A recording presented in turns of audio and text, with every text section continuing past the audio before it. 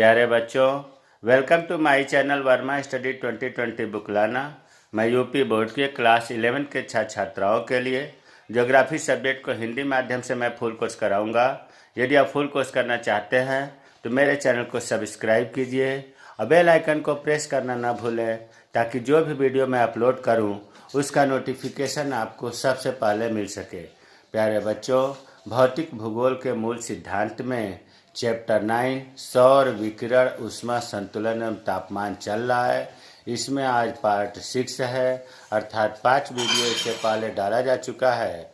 अगर आप नहीं देखे हैं तो आई बटन को क्लिक करके देख लें। आज हम लोग पढ़ेंगे समताप रेखाएं, जिसको अंग्रेजी में कहते हैं आइसोथर्म। बहुत ही महत्वपूर्ण है और बहुत ही क्रिटिकल है। क्रिटिकल का मतलब यह है कि अगर आपके पास समय नहीं है तो बाद में देख लीजिएगा, वॉच लेटर पर लगा दीजिए वीडियो को, क्योंकि कंसंट्रेट होकर समझना बहुत ज़रूरी है। देखिए, समताप रेखाएं, अगर इसको हम तोड़ें तो दो शब्दों से मिलकर बना है सम प्लस ताप। सम का मतलब यहाँ समान से है और ताप मीन्स टेम्परेचर, रेखाएं मीन्स लाइन, अर्थात समान टेम्परेचर को मिलाने वाली जो रेखा होती है उसे हम समताप रेखाएं कहते हैं। अंग्रेजी में आइसोथर्म, आइसो का मतलब होता है इक्वल, समान, और थर्म्स मतलब टेम्परेचर। समान टेम्परेचर दर्शाने वाली रेखा को या मिलाने वाली रेखा को समताप रेखाएं कहते हैं। थोड़ा सा और सिस्टमेटिक ढंग से परिभाषा देखें इसका। समताप रेखाएं वे काल्पनिक रेखाएं हैं, कल्पना किया गया है। अगर आप इसको पृथ्वी पर देखेंगे इस रेखा को तो ये रेखा दिखाई नहीं देगी, मानचित्र पर कल्पना करके मिलाई गई है। जो संसार के मानचित्र पर उन सब स्थानों को मिलाते हुए खींची जाती है जिनका तापमान एक सा होता है, जिनका तापमान एक सा होता है, अर्थात समान टेम्परेचर वाले स्थान को मिलाती हुई जो रेखा खींची जाती है उसे आइसोथर्म्स कहते हैं। और छोटी सी परिभाषा देख लें, यह वह रेखा है जो समान तापमान वाले स्थानों को जोड़ती है। तो दोनों परिभाषा से आपको क्लियर हो गया होगा। जैसे मान लो कोई स्थान है ए, यहाँ 20 डिग्री सेंटीग्रेड टेम्परेचर है। कोई स्थान बी है, यहाँ 20 डिग्री सेंटीग्रेड टेम्परेचर है। कोई स्थान सी है, यहाँ 20 डिग्री सेंटीग्रेड है। और कोई स्थान डी है, यहाँ पर 30 डिग्री सेंटीग्रेड है। तो 20 डिग्री सेंटीग्रेड वाले को मिलाया गया, समान टेम्परेचर वाले को 30 डिग्री सेंटीग्रेड वाले को नहीं मिलाया जाए, तो ये एक समताप रेखा हुई। ये 20 डिग्री सेंटीग्रेड वाली समताप रेखा हुई। अब आते हैं समताप रेखाओं की विशेषताएं। देखिए, कुछ चीज़ें ऐसी हैं जिनको पढ़ने से पहले, समझने से पहले जानकारी ज़रूरी है। तो आपको पहले फंडामेंटल चीज़ें क्लियर होंगी, फिर हम ये देखेंगे कि समताप रेखाओं की स्थिति क्या है। तो समताप रेखाओं की विशेषताओं में जनवरी और जुलाई के तापमान के वितरण का अध्ययन करके हम पूरे विश्व के तापमान वितरण के बारे में जान सकते हैं। दूसरे रूप में हम ये कह सकते हैं कि पूरे विश्व के तापमान वितरण का अगर हमें अध्ययन करना होगा तो हमें जनवरी के तापमान और जुलाई के तापमान का अध्ययन करना होगा। क्लियर हो गया। मानचित्रों पर तापमान वितरण सामान्यतः समताप रेखाओं की मदद से दर्शाया जाता है। जो विश्व मानचित्र है इस पर तापमान वितरण जो दिखाया जाता है, जनवरी और जुलाई का तापमान वितरण, वो समताप रेखाओं की मदद से, आइसोथर्म रेखाओं के द्वारा दिखाया जाता है। अब हमने बॉक्स में लिखा है जो जानना बहुत ज़रूरी है। देखिए, पृथ्वी है। पृथ्वी में आपको पता है कि बीच में 0 अंश अक्षांश रेखा है, जिसको हम विषुवत रेखा या भूमध्य रेखा कहते हैं। और इसके ऊपर उत्तरी ध्रुव, नीचे दक्षिणी ध्रुव, 23.5 अंश पर एक अक्षांश रेखा है जिसको हम कर्क रेखा कहते हैं। और दक्षिण साइड में 23.5 अंश पर एक अक्षांश रेखा है, इसको हम मकर रेखा कहते हैं। अब यहाँ उत्तरी ध्रुव से लेकर के और ये भूमध्य रेखा तक ये आपको कहा जाता है उत्तरी गोलार्ध। उत्तरी गोलार्ध। और इस भूमध्य रेखा से लेकर के दक्षिणी ध्रुव तक का नाम है दक्षिणी गोलार्ध। ये पहले बताया गया है लेकिन एक बार रिपीट किया जा रहा है ताकि आपको आसानी से समझ में आ जाए। अब यहाँ हम ये बताना चाहते हैं प्यारे बच्चों, ज़्यादा ध्यान देना कि विषुवत रेखा पर या भूमध्य रेखा पर सूर्य की सीधी किरणें पड़ती हैं, लेकिन 21 जून को, कब हमने बताया 21 जून को सूर्य जो है, ये हमने सूर्य बनाया 21 जून को यहाँ कर्क रेखा पर सूर्य पहुँच जाता है और कर्क रेखा पर सूर्य की लंबवत या सीधी किरणें पड़ने लगती है। उत्तरी गोलार्ध में 21 जून को कर्क रेखा पर सूर्य की सीधी किरणें पड़ती हैं। उसी तरह से दक्षिणी गोलार्ध की बात करूं मैं, तो दक्षिणी गोलार्ध पर जो सूर्य है वो 22 दिसंबर को पहुंचता है यहाँ पर, अर्थात हम दूसरे रूप में ये कहें कि दक्षिणी गोलार्ध में मकर रेखा पर 22 दिसंबर को सूर्य की सीधे किरणें पड़ती हैं। मतलब सबसे ज़्यादा गर्मी मकर रेखा पर 22 दिसंबर को पड़ती है। अब यहाँ आप ये समझने का प्रयास करो हम कहना क्या चाहते हैं कि 21 जून को जब यहाँ कर्क रेखा पर मतलब उत्तरी गोलार्ध में सूर्य की सीधी किरणें पड़ती हैं, तो फिर हम जून में क्यों नहीं अध्ययन करते? समताप रेखाएं जो हम खींच रहे हैं वो जून में क्यों नहीं खींच रहे हैं? तो यहाँ हम ये बताना चाह रहे हैं कि जून में जो है टेम्परेचर तो बहुत ज़्यादा होता है उत्तरी गोलार्ध में, लेकिन यहाँ पर जो है शुष्क तापमान होता है। और जैसे ही जुलाई महीना आता है, जुलाई में बारिश हो जाती है, जो शुष्क तापमान है वो आर्द्र तापमान में बदल जाता है। और पेड़ पौधों के लिए, जीव जंतुओं के लिए आर्द्र तापमान जरूरी है। जीवन संभव तभी होता है जब आर्द्र तापमान है, और आर्द्र तापमान में ही समताप रेखाएं खींची जाती हैं। इस वजह से 21 जून को सूर्य कर्क रेखा पर लंबवत तो चमकता है, लेकिन हम जुलाई महीने में, इसका अगला महीना कौन सा है? जुलाई महीने में हम जो है समताप रेखाओं का अध्ययन करते हैं।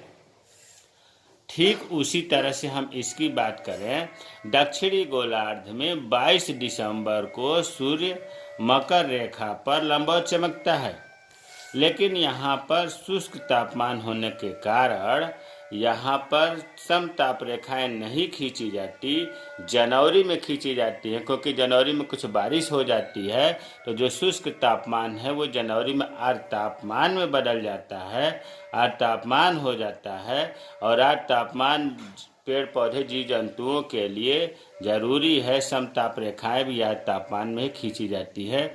इसलिए प्यारे बच्चों, दिसंबर में न हो करके बल्कि जनवरी में अध्ययन किया जाता है।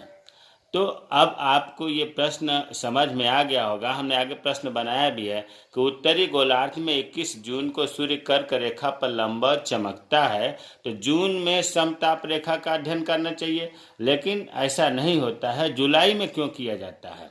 तो जो हमने अभी बताया कि जून का तापमान अधिक होता है, उस समय बारिश हुई नहीं होती है, लेकिन जुलाई महीने में बारिश हो जाती है और बारिश के कारण शुष्क तापमान आर्द्र तापमान में बदल जाता है। और हम लोग आर्द्र तापमान के आधार पर समताप रेखाओं का अध्ययन करते हैं। आर्द्र तापमान से ही पेड़ पौधे जीव जंतुओं का जीवन संभव है। अगर ये आपको बात नहीं याद हो पाती है तो मोटे मोटे तौर पर समझ लीजिए कि जब बारिश होती है तो गर्मी ज़्यादा बढ़ जाती है। तो जून में तो भले ही सूर्य लंबवत चमक रहा है कर्क रेखा पर, लेकिन बारिश हुई नहीं। जैसे ही जुलाई में बारिश होती है, टेम्परेचर ज़्यादा हो, गर्मी, बारिश होने के बाद बहुत गर्मी महसूस होती है। लोग कहते नहीं कि भभका हो गया, बहुत गर्मी है। तो आप सीधा सीधा ये जानिए कि 21 जून में कर्क रेखा पर सूर्य लंबवत चमकता है, इसलिए हम लोग जुलाई में टेम्परेचर ज़्यादा हो जाता है तो जुलाई का अध्ययन करते हैं। और ठीक इसका उल्टा दक्षिणी गोलार्ध में 22 दिसंबर में इसी तरह से लंबवत मकर रेखा पर चमकता है। प्रश्न पूछा जा सकता है कि दक्षिणी गोलार्ध में 22 दिसंबर को सूर्य मकर रेखा पर लंबवत चमकता है, तो दिसंबर के समताप रेखा का अध्ययन क्यों नहीं करते, जनवरी का क्यों करते हैं? तो इसका उत्तर यही है कि दिसंबर में बारिश नहीं होती है, शुष्क तापमान होता है। जनवरी में जैसे ही बारिश होती है शुष्क तापमान आज तापमान में बदल जाता है, अर्थात उमस टेम्परेचर गर्मी बहुत ज़्यादा जनवरी में हो जाती है। इसलिए दक्षिणी गोलार्ध में जनवरी का अध्ययन किया जाता है। अब 21 जून 22 दिसंबर के जगह पर हम उत्तरी गोलार्ध में जुलाई और दक्षिणी गोलार्ध में दिसंबर न कह करके जनवरी कहेंगे। क्लियर हो गया? उत्तरी गोलार्ध और दक्षिणी गोलार्ध में जनवरी का, जुलाई का और जनवरी का ही क्यों अध्ययन करते हैं आपको समझ में आ गया होगा, और इसका उत्तर हमने बॉक्स में लिख दिया है। अब हम ये बताना चाह रहे हैं प्यारे बच्चों कि देखो, उत्तरी गोलार्ध के अगर हम दो भागों में बांट दें, एक हम कर देते हैं जनवरी और दूसरा हम अध्ययन करते हैं जुलाई का। इसी तरह से दक्षिणी गोलार्ध को भी हम दो भागों में बांट रहे हैं, जनवरी और जुलाई, जनवरी और जुलाई। अब ये देखो कि जब सूर्य 21 जून को, जून के बाद जुलाई आता है, अर्थात सूर्य 21 जून को जब यहाँ लंबवत चमकता है तो उत्तरी गोलार्ध में जुलाई में गर्मी ज़्यादा होगी, सबसे ज़्यादा गर्मी जुलाई में होगी और सबसे ज़्यादा ठंड यहाँ जनवरी में होगी। तो यहाँ हम समझने के लिए लिख देते हैं कि जुलाई में उत्तरी गोलार्ध में गर्मी ज़्यादा होगी। स्टेप बाय स्टेप आगे बढ़ रहा हूँ, ध्यान देते रहिए। और जुलाई में क्या होगा, इसका उल्टा होगा, ठंड ज़्यादा होगा, क्योंकि सूर्य जो है बहुत दूर है तो यहाँ ठंड सबसे ज़्यादा होगा। एकदम ये रट जाना चाहिए कि जुलाई के महीने में उत्तरी गोलार्ध में गर्मी ज़्यादा होती है, तो दक्षिणी गोलार्ध में जुलाई के महीने में ठंड सबसे ज़्यादा होती है। ठीक इसका उल्टा देखते हैं, जब 22 दिसंबर मतलब जनवरी में सबसे ज़्यादा गर्मी दक्षिणी गोलार्ध में होता है, भाई सूर्य यहाँ लंबवत चमक रहा है, तो जनवरी में क्या होगा, गर्मी ज़्यादा होगी। जहाँ सूर्य लंबवत चमकेगा वहीं तो गर्मी ज़्यादा होगी। और जब यहाँ जनवरी में दक्षिणी गोलार्ध में गर्मी ज़्यादा होगी तो यहाँ क्या होगा, उत्तरी गोलार्ध में जनवरी में ठंड ज़्यादा होगा, ठंड ज़्यादा होगा। तो ये आपको बात समझ में आ गई होगी कि उत्तरी गोलार्ध में जुलाई में ग्रीष्म काल ज़्यादा होता है, गर्मी ज़्यादा पड़ती है। भारत का देख लो, उत्तरी गोलार्ध में भारत है, जनवरी महीने में ठंड ज़्यादा पड़ती है, जुलाई में गर्मी ज़्यादा पड़ती है। दक्षिणी गोलार्ध में जुलाई में ठंड ज़्यादा पड़ती है, ठीक उत्तरी गोलार्ध का उल्टा। यहाँ जब गर्मी ज़्यादा पड़ेगी तो दक्षिणी गोलार्ध में ठंड ज़्यादा होगा, उत्तरी गोलार्ध में जब ठंड ज़्यादा होगा तो दक्षिणी गोलार्ध में गर्मी ज़्यादा होगा। तो ये चीज़ हमको उम्मीद है कि समझ में आ गया होगा। अब देखो बच्चों, एक शब्द आता है इसमें, तापमान प्रवणता या तापीय प्रवणता। समताप रेखाओं के बीच की स्थिति दूरी को तापीय प्रवणता कहते हैं। जब एक स्थान से दूसरे स्थान पर जाते हैं तो ताप में परिवर्तन आता है, इसी ताप परिवर्तन की दर को तापीय प्रवणता कहते हैं। चित्र के माध्यम से समझो। देखो, ये हमने समताप रेखाएं खींचा, 4 खींचा है। एक है 0 डिग्री सेंटीग्रेड टेम्परेचर का, दूसरा 10 डिग्री सेंटीग्रेड टेम्परेचर का, तीसरा 20 डिग्री सेंटीग्रेड का, चौथा ये। अब यहाँ हम ये देख रहे हैं कि ये जो इनकी समताप रेखाओं के बीच की जो दूरी है वो कम है, समताप रेखाएं पास पास में हैं। ऐसा क्यों हुआ? क्योंकि ताप की जो विभिन्नता है, ताप परिवर्तन की जो दर है, इनमें जो है बहुत अंतर है, इसलिए समताप रेखाएं पास पास हैं और ज़्यादा हैं। इसको हम कहते हैं तीव्र तापीय प्रवणता। उसी के इसका ठीक उल्टा यहाँ हमने दूर दूर समताप रेखाएं बनाया। इसका मतलब है कि जलीय क्षेत्र है, जलीय क्षेत्र में तापमान में विभिन्नता, ताप परिवर्तन की दर बहुत कम होती है, इसीलिए समताप रेखाएं दूर दूर हैं, कम हैं। स्थल मंडल में समताप रेखाएं पास पास होती हैं। स्थल देखो, उत्तरी गोलार्ध में स्थल ज़्यादा है, इसलिए स्थलीय गोलार्ध कहते हैं, और दक्षिण गोलार्ध में जल ज़्यादा है, इसलिए जल गोलार्ध कहते हैं। तो ताप प्रवणता का मतलब यह है कि इनके बीच में ताप का कितना परिवर्तन दर हो रहा है। समताप रेखाएं अगर पास पास हैं या दूर दूर हैं, तो इस प्रकार जो ताप परिवर्तन का अंतर है उसे हम तापमान प्रवणता या तापीय प्रवणता कहते हैं। अब देखिए, अभी तक तो हमने हेडिंग बनाया था कि समताप रेखाओं की विशेषताएं, जबकि अभी हम फंडामेंटल चीज़ें क्लियर कर रहे थे। अब विशेषता पर आते हैं। समताप रेखाएं पूरब से पश्चिम को खींची जाती है, जो प्रायः अक्षांशों के समानांतर होती है।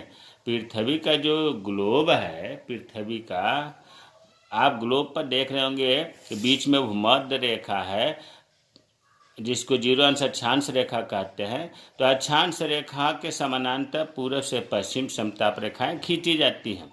ये रेखाएं किसी स्थान का औसत तापमान बनाती हैं। जैसे मान लो कि 20 डिग्री सेंटीग्रेड का समताप रेखा है, तो ये उस स्थान का 20 डिग्री सेंटीग्रेड औसत तापमान है, न कि किसी स्पेशल एक दिन का औसत तापमान। 20 डिग्री सेंटीग्रेड एवरेज टेम्परेचर है। ये रेखाएं किसी स्थान का, तीसरी विशेषता है, ये रेखाएं मतलब समताप रेखाएं किसी स्थान का केवल समुद्र के धरातल का तापमान प्रकट करती हैं। समताप रेखा बनाने में यह मान लिया जाता है कि सभी स्थान समुद्र के धरातल पर स्थित है। ये जो पॉइंट है, हो सकता है न समझ में आए, तो यहाँ चित्र के माध्यम से मैं समझा रहा हूँ। देखो, मान लो कि ये समुद्र है, समुद्र का ये ऊपरी तल है, ऊपरी तल है, समुद्री तल है, और कोई स्थान मान लिया यहाँ पर ए है, और समुद्र तल से इस स्थान की दूरी 1650 मीटर है।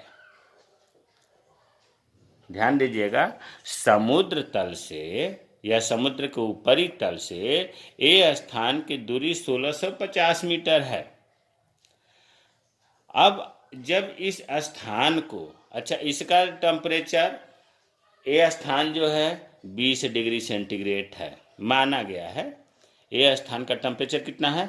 20 डिग्री सेंटीग्रेड है।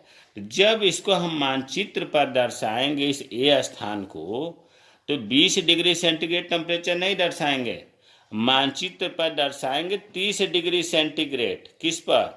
मानचित्र पर। अब आपके मन में बात आएगी कि ये स्थान का तो टेम्परेचर 20 डिग्री सेंटीग्रेड है, मानचित्र पर क्यों 30 डिग्री सेंटीग्रेड दर्शाते हैं? तो प्यारे बच्चों, आपको बहुत पहले बताया गया है कि 165 मीटर जब हम ऊपर चढ़ते हैं तो 1 डिग्री सेंटीग्रेड टेम्परेचर कम हो जाता है, ये बताया गया है।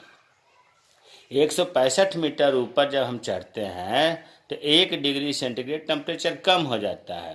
तो देखो, 165 का 10 गुना मतलब 1650 मीटर ये ऊंचा स्थान है, तो 10 डिग्री सेंटीग्रेड टेम्परेचर कम हो गया। इसका मतलब कि यहाँ 20 डिग्री सेंटीग्रेड है, तो धरातल पर या समुद्र के ऊपरी तल पर 20 में 10 डिग्री सेंटीग्रेड जोड़ेंगे, क्योंकि 165 मीटर डिग्री पे 1 डिग्री सेंटीग्रेड टेम्परेचर कम हो रहा है, तो 1650 में 10 डिग्री सेंटीग्रेड कम हो गया, तो यहाँ 10 डिग्री बढ़ेगा ना। तो 20 डिग्री वहाँ है, तो यहाँ 30 होगा, 10 जो कम हुआ है। तो इसलिए मानचित्र पर ए स्थान पर 30 डिग्री सेंटीग्रेड की समताप रेखा खींची जाएगी। ये चीज़ आपको क्लियर हो गया होगा। अगली विशेषता है, उत्तरी गोलार्ध में समताप रेखाएं ज़्यादातर जिग जैग मुड़ी हुई होती हैं, जबकि दक्षिणी गोलार्ध में अपेक्षाकृत सीधी होती हैं। ये अभी आगे हम चित्र से क्लियर कर लेंगे। यहाँ आप इतना जानिए कि उत्तरी गोलार्ध में जिग जैग का मतलब जैसे चित्र बनाना टेढ़ी मेढ़ी हुई है, और दक्षिणी गोलार्ध में ये कम टेढ़ी मेढ़ी होती है। उत्तरी गोलार्ध में समताप रेखाएं अक्षांश के समानांतर नहीं होती। भाई टेढ़ी मेढ़ी ज़्यादा है उत्तरी गोलार्ध में, तो समताप रेखाएं अक्षांश के समानांतर कम, अपेक्षाकृत कम है। दक्षिणी गोलार्ध में समताप रेखाएं समानांतर होती हैं। अब प्रश्न उठता है कि ऐसा होता क्यों है? उत्तरी गोलार्ध में समताप रेखाएं ज़्यादातर मुड़ी हुई क्यों होती हैं और दक्षिणी गोलार्ध में सीधी क्यों होती हैं? तो देखिए, उत्तरी गोलार्ध में स्थल ज़्यादा है, बहुत ध्यान से सुनना है, नहीं तो फिर आगे चित्र समझ में नहीं आएगा। उत्तरी गोलार्ध में स्थल ज़्यादा है, जबकि दक्षिणी गोलार्ध में पानी ज़्यादा है। स्थल का मतलब महाद्वीप ज़्यादा है, पानी का मतलब महासागर समुद्र ज़्यादा है, और समुद्र में टेम्परेचर समान रहता है, क्योंकि समुद्र का पानी देर से गर्म होता है, देर से ठंडा होता है, जबकि स्थल जल्दी गर्म होगा, जल्दी ठंडा होगा।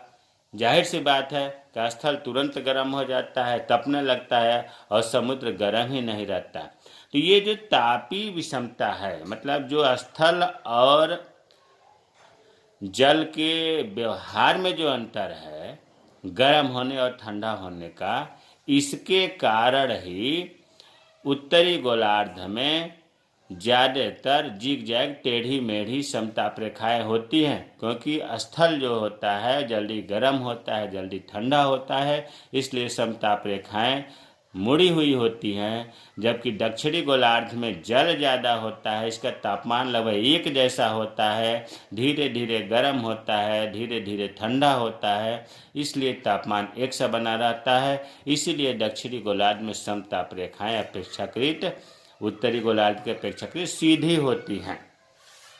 अब इसको जो है हम एक चित्र के माध्यम से समझेंगे, जो बहुत ही महत्वपूर्ण है। अभी आपने देखा कि पूरे विश्व के जो तापमान का वितरण है 2 माह में करते हैं, एक तो जनवरी में और दूसरा जुलाई में।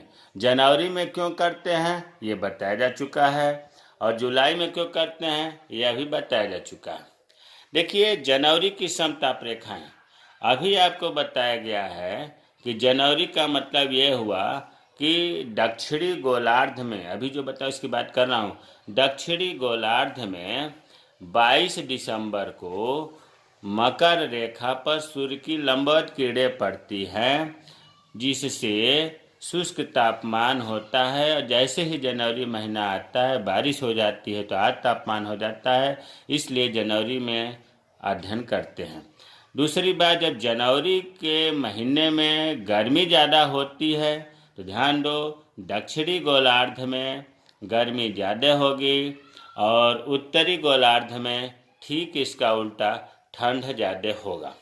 चित्र में समझने का प्रयास करिए कि ये बीच में 0 अंश अक्षांश रेखा है, भूमध्य रेखा है, और इसके ऊपर समताप रेखाएं खींची गई हैं। समताप रेखाओं के सेंटीग्रेड पर बहुत ज़्यादा जोर नहीं देना है, ये माना गया है, एक्यूरेट नहीं है। अब देखो, हमने 20 डिग्री सेंटीग्रेड का एक समताप रेखा खींचा है, उत्तरी गोलार्ध की बात कर रहा हूँ। 0 अंश अक्षांश रेखा जब भूमध्य रेखा है, तो इसके ऊपर उत्तरी ध्रुव तक ये वाला जो बेल्ट है उत्तरी गोलार्ध, और भूमध्य रेखा के नीचे ये दक्षिणी गोलार्ध है। ये भी आपको पता होगा कि भूमध्य रेखा से जैसे जैसे उत्तरी ध्रुव या दक्षिणी ध्रुव की तरफ जाते हैं, तो टेम्परेचर कम होता जाता है, तापमान कम होता जाता है। तो हमने जो है एक समताप रेखा उत्तरी गोलार्ध में 20 डिग्री सेंटीग्रेड का, फिर 10 डिग्री सेंटीग्रेड का, 5 डिग्री सेंटीग्रेड, 0 डिग्री सेंटीग्रेड का खींचा है। दक्षिणी गोलार्ध में भी 20 degree centigrade, 10 degree centigrade, 5 degree centigrade का समताप रेखाएं खींचा।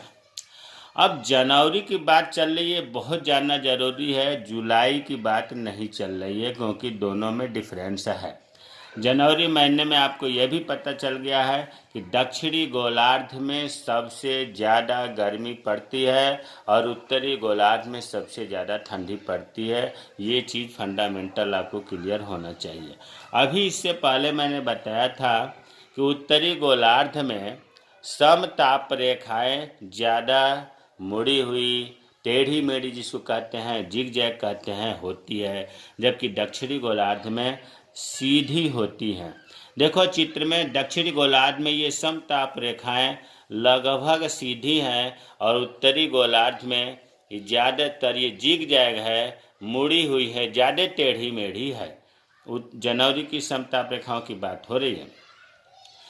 अब उत्तरी गोलार्ध में एक चीज़ और आपको ध्यान से देखने में पता चल रहा होगा कि जो तापीय प्रवणता है अर्थात समताप रेखाएं पास पास में हैं और ये ज़्यादा मात्रा में हैं, जबकि दक्षिणी गोलार्ध में समताप रेखाएं दूर दूर हैं और इनकी संख्या कम है।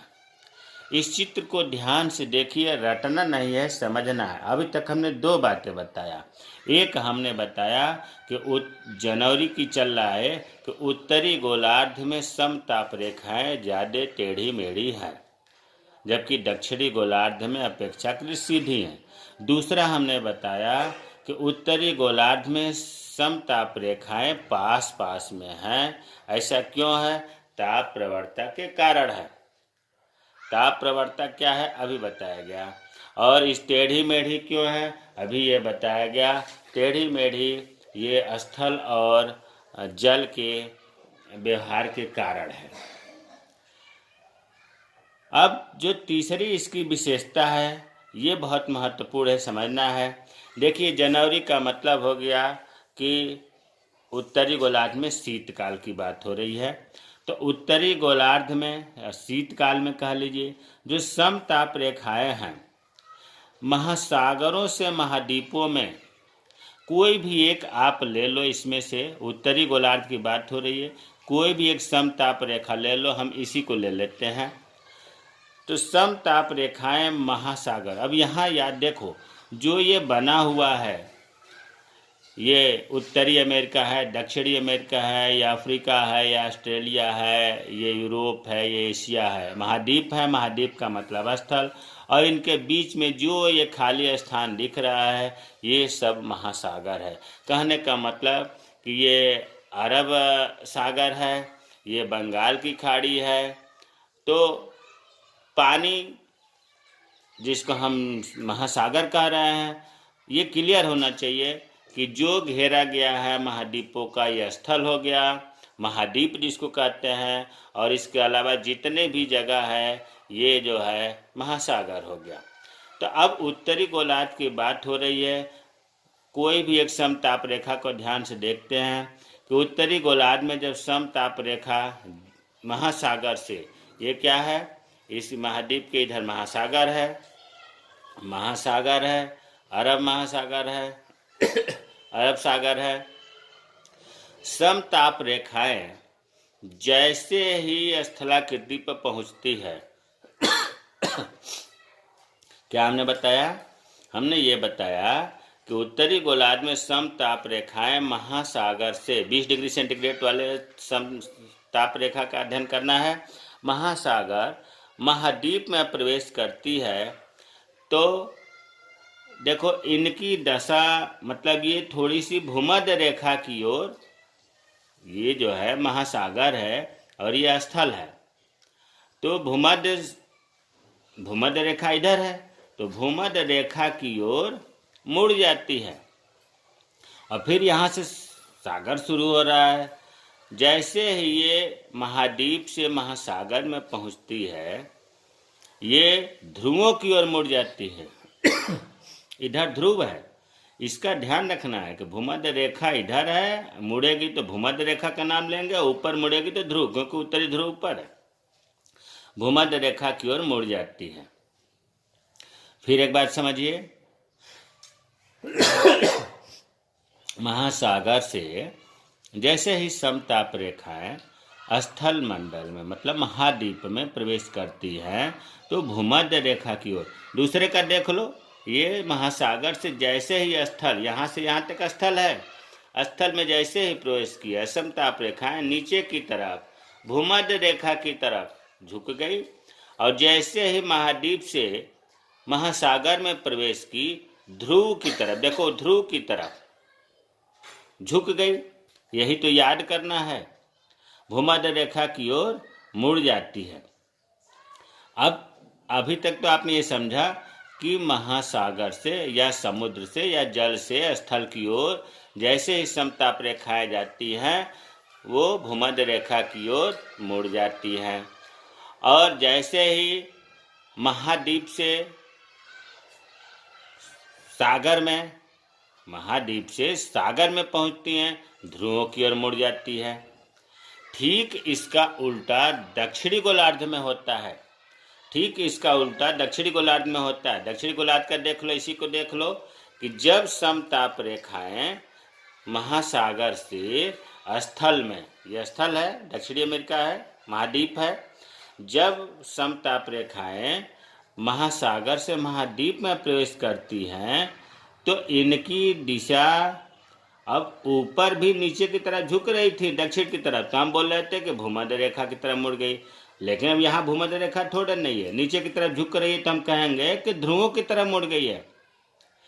महासागर से जैसे ही समताप रेखा महाद्वीप में पहुंचती है वो ध्रुवों की तरफ मुड़ जाती है चीज वही पर। अब यहाँ भूमध्य रेखा के ऊपर बात थी तो भूमध्य रेखा का नाम लिए, अब इधर मुड़ रही है तो इधर भूमध्य रेखा थोड़े नहीं है, इधर तो आपका दक्षिणी ध्रुव है। तो हम कहेंगे कि जल से स्थल की तरफ जैसे ही समताप रेखाएं आती हैं ध्रुवों की तरफ मुड़ जाती हैं, और जैसे ही महाद्वीप से महासागर की तरफ जाती हैं तो भूमध्य रेखा की तरफ मुड़ जाती हैं। ठीक इसका उत्तरी गोलार्ध का उल्टा है। तो ये आपको समझ में आ गया होगा कि कैसे स्थल में भूमध्य रेखा की तरफ उत्तरी गोलार्ध में झुक रही हैं, उत्तरी गोलार्ध में कैसे ध्रुवों की तरफ समताप रेखाएं मुड़ रही हैं। इसका एक दूसरा सा उदाहरण समझो कि जैसे मान लो ये समताप रेखा का टेम्परेचर यहाँ 30 डिग्री सेंटीग्रेड है, मान लो, और 30 डिग्री सेंटीग्रेड टेम्परेचर है, और आपको ये भी पता है कि यहाँ ठंड बहुत ज़्यादा है। ठंड का मतलब कि जो स्थल मंडल है वो जल्दी गर्म होता है, जल्दी ठंडा होता है। अब 30 डिग्री सेंटीग्रेड जो है इतना यहाँ जल्दी ठंडा हो गया, जल्दी अगर ठंडा नहीं हुआ तो 30 डिग्री सेंटीग्रेड है। अब यहाँ स्थल मंडल में सीधे नहीं गए, क्योंकि सीधे जो है यहाँ पर ऊपर की तरफ जाते हैं तो टेम्परेचर कम होता है। 30 डिग्री सेंटीग्रेड यहाँ है, 30 डिग्री सेंटीग्रेड, इसलिए स्थल मंडल में समताप रेखाएं भूमध्य रेखा क्यों झुक गई। और ठीक इसका उल्टा कर कहे कि स्थल मंडल में यहाँ 30 डिग्री सेंटीग्रेड है, जल मंडल इससे ज़्यादा गर्म होता है, जल गर्म होता है, इसलिए समताप रेखाएं ध्रुवों की तरफ झुक गई। तो हमें उम्मीद है कि जनवरी की समताप रेखाओं के बारे में आपको समझ में आया होगा। अब ये बीच बीच में गोला बनाया गया है, समताप रेखाएं गोल है, ऐसा क्यों है? देखिए, आपको पता है कि उत्तरी गोलार्ध में जनवरी में सबसे ज़्यादा ठंड पड़ती है, दक्षिणी गोलार्ध में सबसे ज़्यादा गर्मी पड़ती है। अब दक्षिणी गोलार्ध में जब अधिक तापमान होता है तो अधिक तापमान के कारण मरुस्थल पाए जाते हैं, मरुस्थल पाए जाते हैं। अब देखो यहाँ पर जो गोला है यहाँ पर अटाकामा मरुस्थल है, अटाकामा मरुस्थल है, यहाँ पर कालाहारी मरुस्थल है, यहाँ पर ऑस्ट्रेलिया मरुस्थल है, और जहाँ डिजर्ट मरुस्थल पाए जाते हैं वहाँ पर समताप रेखाएं गोल होती हैं। अब गोल क्यों होती है, एक उदाहरण से समझो। जैसे मान लो कि आग जल, ठंड का समय आग जलाया गया है, उसके चारों ओर, जैसे मान लो कि आग जलाया गया है और उसके चारों ओर लोग आग को ताप रहे हैं, उसके पीछे जो दूसरी लाइन है उन पर ताप कम पहुंच रहा होगा, तीसरी लाइन में कम पहुंच रहा होगा। अब जितने आगे बैठे हैं आग के पास उनका टेम्परेचर हमने मान लिया 30 डिग्री सेंटीग्रेड है, उनके हाथ को हमने खड़ा किया और हाथ को रस्सी से बांध दिया। फिर उसके पीछे की जो लाइन है जिनका टेम्परेचर कम पहुंच रहा है, आग का मान लो 20 डिग्री सेंटीग्रेड है, 20 डिग्री सेंटीग्रेड वालों का हाथ खड़ा किया और हाथ को रस्सी से बांध लिया। उसी तरह से उसके पीछे 10 डिग्री सेंटीग्रेड टेम्परेचर वालों का हाथ खड़ा किया और हाथ रस्सी से बांध लिया। ऊपर से हमने फोटो ले लिया, फोटो ले लिया तो ये समताप रेखाएं तैयार हो गई। इसके मतलब कि गोल क्यों होती है, क्योंकि ये ताप की विभिन्नता के कारण होती हैं। ताप जो है अंदर ज़्यादा होता है इसलिए गोल होती हैं। तो जनवरी की समताप रेखाएं जो है हमें उम्मीद है कि जो समझ में आ गया होगा। और इससे पहले जितना भी मैं बात बताया हूँ ये सब चीज़ें मैंने लिख दिया, ताकि अगर आप भूल भी जाएं तो इनको आप ध्यान में रख करके समझ सकते हैं। अब आते हैं जो दूसरा है महीना जुलाई की समताप रेखाएं। जुलाई का नाम लेते ही आपको याद हो जाना चाहिए कि 21 जून को कर्क रेखा पर सूर्य लंबवत चमकता है। वहाँ पर शुष्क तापमान होता है। जुलाई में जैसे बारिश होती है आज तापमान हो जाता है। आज तापमान में समताप रेखाएं खींची जाती हैं। जीवन जीने के लिए, पेड़ पौधे, जीव जंतुओं के लिए आज तापमान की आवश्यकता होती है, इसलिए हम जुलाई का अध्ययन करते हैं। अब जुलाई उत्तरी गोलार्ध में कर्क रेखा पर सूर्य की लंबवत किरणें पड़ रही थी, इसलिए उत्तरी गोलार्ध में ग्रीष्मकाल होगा, सबसे ज़्यादा गर्मी होगी। और इसके ठीक अपोजिट दक्षिण गोलार्ध में सबसे ज़्यादा ठंड होगी। उसी चित्र की तरह इसे भी देखते हैं। बीच में भूमध्य रेखा है और भूमध्य रेखा के ऊपर ध्रुवों तक ये उत्तरी गोलार्ध है, नीचे दक्षिणी गोलार्ध है। ये समताप रेखाएं हमने खींचा है 20 डिग्री सेंटीग्रेड का, 5 डिग्री सेंटीग्रेड का, 0 डिग्री सेंटीग्रेड का। ये टेम्परेचर फिक्स नहीं है, समझने के लिए खींचा गया है, इसलिए इस टेम्परेचर पर ज़्यादा जोर देने की जरूरत नहीं है। उसी तरह से दक्षिणी गोलार्ध में भी समताप रेखाएं खींची गई हैं 20 degree centigrade, 10 degree centigrade, 5 degree centigrade, 0 degree centigrade. अब फिर उसी तरह समझते हैं। पहले उत्तरी गोलार्ध में अगर आप ध्यान से देखें तो उत्तरी गोलार्ध में समताप रेखाएं ज़्यादा मुड़ी हुई हैं, जिग-जैग टेढ़ी मेढ़ी हैं, जबकि दक्षिणी गोलार्ध में समताप रेखाएं सीधी हैं। इसी तरह से जनवरी वाले में भी था। अब अंतर जो क्या है कि उत्तरी गोलार्ध में समताप रेखाएं दूर दूर और कम होती हैं इनकी संख्या, जबकि दक्षिणी गोलार्ध में हम देख रहे हैं कि समताप रेखाएं पास में हैं और इनकी संख्या ज़्यादा है। उत्तरी गोलार्ध में बहुत ध्यान से देखना है। आपको पता है कि उत्तरी गोलार्ध में सबसे ज़्यादा ठंड पड़ती है। तो उत्तरी गोलार्ध में कोई भी हम ले लेते हैं, चलिए मान लीजिए 5 डिग्री वाले को ही ले लेते हैं। उत्तरी गोलार्ध में जब समताप रेखाएं, महाद्वीप के इधर सागर है, जो लाइन में खींचा गया ये महाद्वीप है, महाद्वीप का मतलब स्थल है। ये उत्तरी अमेरिका, दक्षिणी अमेरिका, अफ्रीका, ऑस्ट्रेलिया, यूरेशिया, इस तरह से, और इनके बीच में जो खाली स्थान है वो सब सागर है, जल है, समुद्र है। तो उत्तरी गोलार्ध में जब समताप रेखाएं महासागर से, ध्यान दो ये महासागर है, महासागर से जैसे ही स्थल की तरफ पहुंचती है, महाद्वीप में पहुंचती है, तो ये ध्रुवों की तरफ झुक जाती है। देखिए ध्रुव, ये महासागर है और ये स्थल है। महासागर से जैसे ही स्थल में पहुंची समताप रेखा, ये ध्रुवों की तरफ, ऊपर ही तो ध्रुव है, ध्रुवों की तरफ झुक जाती है। और जैसे ही स्थल से फिर ये सागर में आती है तो भूमध्य रेखा की तरफ झुक जाती है। ऐसा क्यों होता है? यहाँ उदाहरण से समझो। मान लो यहाँ पर 30 डिग्री सेंटीग्रेड है। अब यहाँ पर गर्मी ज़्यादा पड़ रही है तो यहाँ का ज़मीन ज़्यादा गर्म हो गया, 30 डिग्री सेंटीग्रेड है। पानी इतना गर्म नहीं हुआ। अब समताप रेखा में 30 डिग्री सेंटीग्रेड का ही खींचना है, तो समताप रेखा जो है यहाँ पर नीचे मिलेगा, क्योंकि जैसे ही ये धीरे धीरे गर्म होता है, धीरे धीरे ठंडा होता है। तो समताप रेखा जो है यहाँ सागर में विषुवत रेखा की तरफ झुक जाती हैं। तो अब एक चीज़ क्लियर हो गया कि उत्तरी गोलार्ध में जब समताप रेखाएं महासागर से महाद्वीप में जाती हैं तो ध्रुवों की तरफ झुक जाती हैं, और जब महाद्वीप से महासागर की तरफ आती हैं तो भूमध्य रेखा की ओर झुक जाती हैं। ठीक इसका उल्टा दक्षिणी गोलार्ध में होता है। कैसे? जब महासागर से समताप रेखाएं स्थल मतलब महाद्वीप में प्रवेश करती हैं तो भूमध्य रेखा, यहाँ भूमध्य रेखा है तो भूमध्य रेखा का नाम लेंगे। इसके ऊपर जो है ध्रुव था तो ध्रुव का नाम ले रहे थे। तो जब महासागर से महाद्वीप में समताप रेखाएं दक्षिणी गोलार्ध में प्रवेश करती हैं तो भूमध्य रेखा की तरफ मुड़ जाती हैं, और जब महाद्वीप से महासागर की तरफ आती हैं तो ध्रुवों की तरफ, दक्षिणी ध्रुव इधर ही तो है, दक्षिणी ध्रुव की तरफ मुड़ जाती हैं। तो हमें उम्मीद है कि जुलाई की समताप रेखाएं, जनवरी की समताप रेखाएं आपको समझ में आया होगा। अगर कोई चीज़ नहीं समझ में आता है तो कमेंट बॉक्स में आप कमेंट करें, मैं रिप्लाई करूंगा। मेरे चैनल को सब्सक्राइब कीजिए।